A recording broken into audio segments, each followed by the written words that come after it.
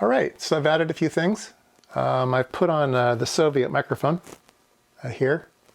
I have it powered off of the little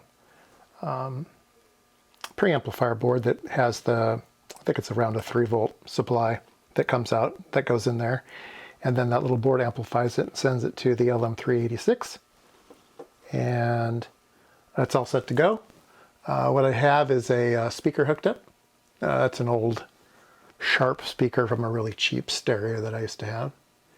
And I'm going to be playing music through it through my iPhone.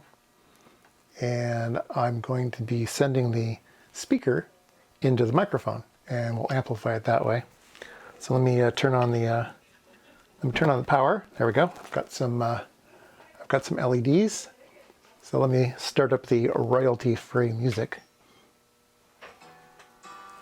And we're listening to this through my lapel mic. So I'm sitting about 15 inches away from the speaker.